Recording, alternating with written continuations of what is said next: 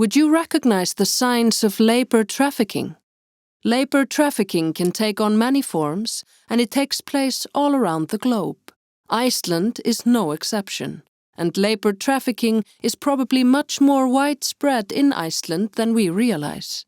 Labor trafficking is the severe exploitation of another person, and anyone can become a victim of trafficking.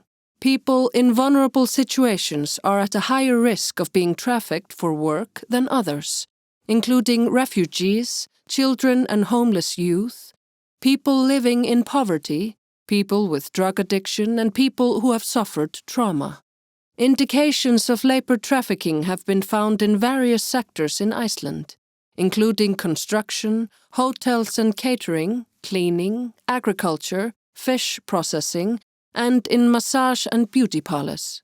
It can be difficult to determine whether poor conditions and ill treatment of people are signs of labor trafficking or of some other type of exploitation. It is therefore important to recognize the signs of labor trafficking, including excessive workload, living together with many other colleagues in employer-provided housing, and being dependent on the employer for food and medical care, speaking neither Icelandic nor English, little knowledge of labor rights and the labor market, unnatural or hidden communication, isolation and vulnerability, lack of necessary protective equipment, fear of the authorities and of being deported, and signs of physical injuries, violence and threats.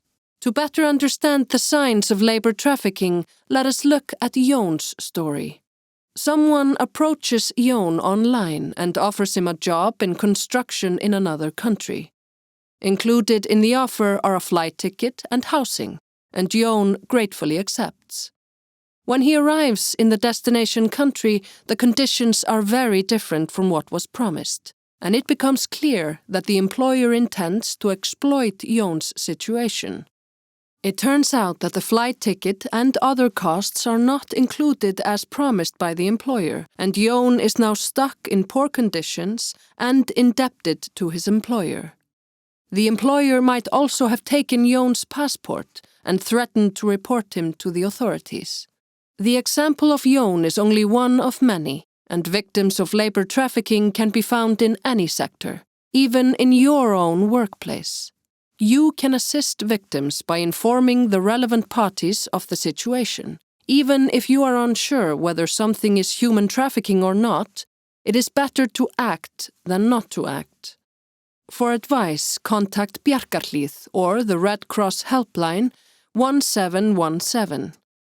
Always call 112 if a person is in immediate danger. The website 112.is contains information about the support available for victims of human trafficking.